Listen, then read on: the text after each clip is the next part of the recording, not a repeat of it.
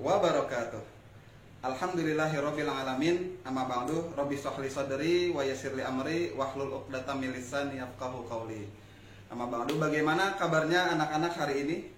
Mudah-mudahan kalian selama berada di rumah kalian masing-masing, Allah jaga kalian dalam kondisi sehat walafiat. Baik anak-anak, pada pertemuan kali ini kita masuk pada bab ke-11. Ya, kita akan belajar pendidikan agama Islam.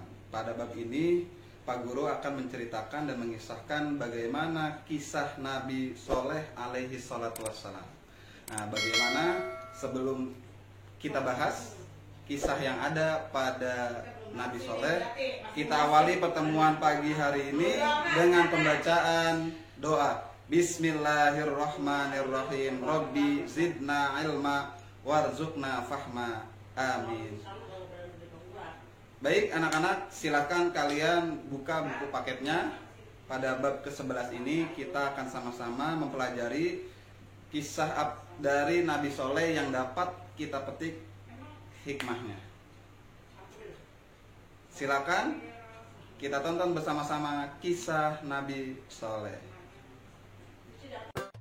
Kisah Nabi Soleh alaihi salam.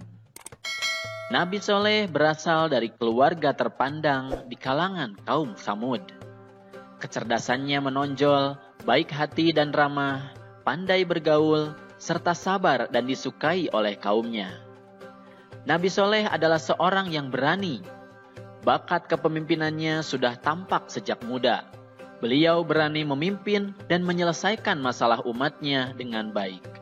Beliau menyelesaikan masalah umat dengan bermusyawarah. Nabi Soleh alaihi salam diutus kepada kaum Tsamud. Kaum Tsamud adalah keturunan dari Nabi Nuh alaihi salam. Mereka masih ada hubungan dengan kaum Ad yang dibinasakan pada zaman Nabi Hud. Oleh karenanya, tidak aneh jika kaum Tsamud memiliki kecerdasan yang luar biasa seperti kaum Ad, terutama dalam bidang arsitektur, peternakan, pertanian, dan perkebunan. Pada awalnya, kaum Tsamud beriman kepada Allah Subhanahu wa Ta'ala karena belajar dari kaum Ad yang dibinasakan karena tidak taat kepada Rasul-Nya. Akan tetapi, setelah beratus-ratus tahun kemudian, mereka disesatkan oleh setan dan mulai menyembah patung berhala. Allah Subhanahu wa Ta'ala pun tidak membiarkan manusia berlarut dalam kesesatan. Akhirnya, Allah Subhanahu wa Ta'ala mengutus Nabi Soleh untuk mengembalikan kaum Tsamud ke jalan kebenaran. Setelah mendapat petunjuk-petunjuk dari Allah, Nabi Soleh alaihi salam yang merupakan utusan Allah mulai berdakwah mengajak kepada kaum Tsamud untuk menyembah kepada Allah Subhanahu wa Ta'ala. Akan tetapi, sebagian besar kaum Tsamud menolak ajakan Nabi Soleh untuk kembali ke jalan Allah dengan alasan bahwa sesembahan mereka adalah sesembahan nenek moyangnya. Hanya sebagian kecil saja yang menerima dakwah Nabi Soleh untuk beriman kepada Allah, terutama dari golongan miskin dan lemah. Para pemuda kaum Tsamud pun marah. Mereka tidak ingin kaum Tsamud mengikuti dakwah Nabi Soleh. Mereka menginginkan mereka tetap menyembah berhala.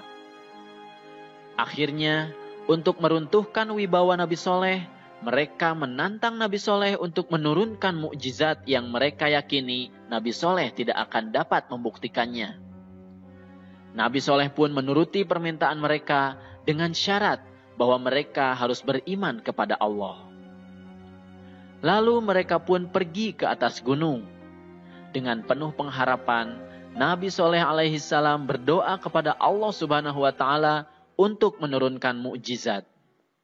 Akhirnya, Allah Subhanahu wa Ta'ala pun mengabulkan doanya Nabi Soleh. Allah mengeluarkan unta dari dalam batu. Unta itu besar, gemuk, berbulu tebal, serta hamil 10 bulan. Kaum Tsamud pun terkejut akan mukjizat Nabi Soleh alaihi salam. Mereka memang ahli memahat, tapi mereka kagum bahwa unta yang sangat indah ini adalah asli, bukanlah sebuah pahatan. Lalu Nabi Soleh pun memerintahkan kepada kaum Tsamud untuk menjaga unta ini. Jika tidak, maka nantinya azab Allah akan datang. Nabi Soleh pun meminta kaum Samud untuk mengutamakan unta itu dalam memberi makan dan minum. Unta itu pun bebas berkeliaran di tengah-tengah kaum Samud. Pada saat unta itu hendak minum di sumber mata air, semua ternak menyingkir seolah-olah mempersilahkan unta tersebut untuk minum. Air susu unta itu pun cukup untuk memberi makan orang-orang setiap hari.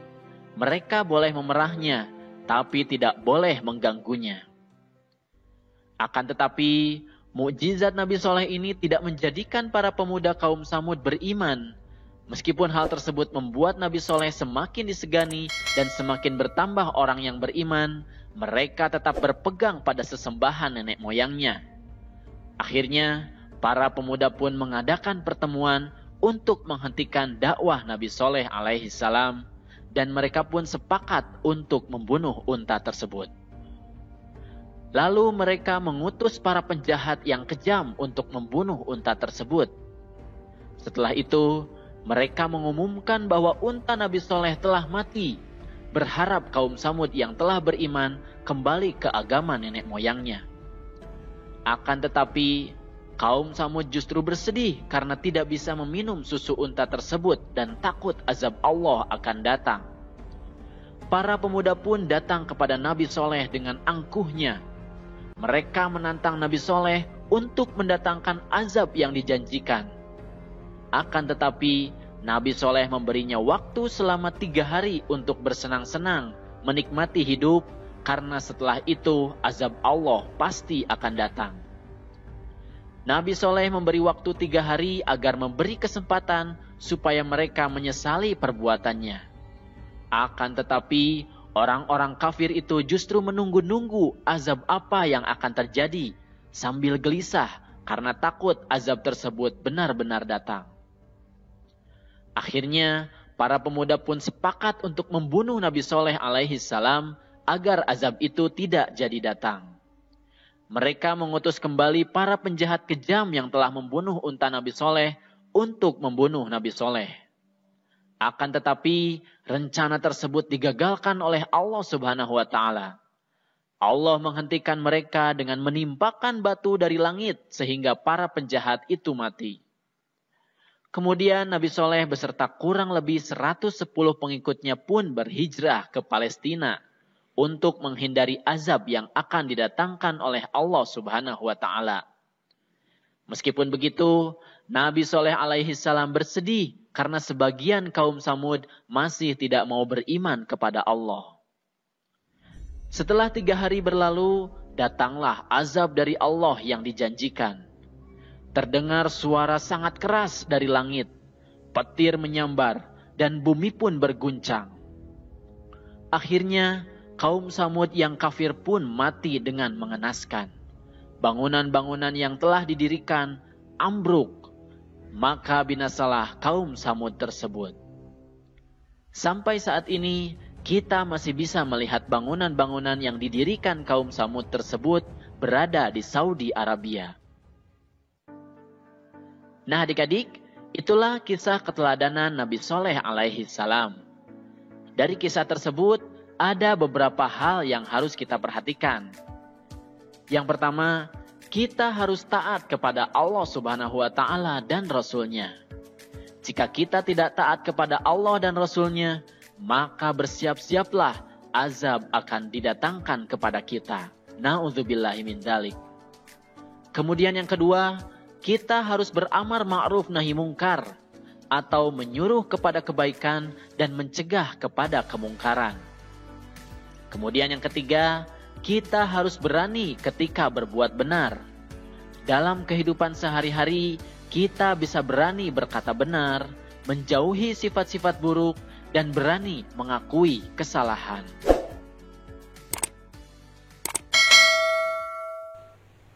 Baik anak-anak, bagaimana kalian sudah lihat dan perhatikan kisah dari Nabi Soleh yang tadi sudah Pak Guru jelaskan dalam bentuk animasi. Ya, mudah-mudahan kalian bisa mengambil hikmah yang ada pada diri Nabi Soleh alaihi salatu wassalam. Untuk tugas, kalian silahkan lihat di layar kalian masing-masing. Jangan lupa nanti laporkan pada wali kelas kalian masing-masing. Itu saja yang dapat Pak Guru sampaikan. Tetap semangat, jaga sholatnya, dan jaga kondisi kesehatannya. Billahi taufiq wal hidayah. Wassalamualaikum warahmatullahi wabarakatuh.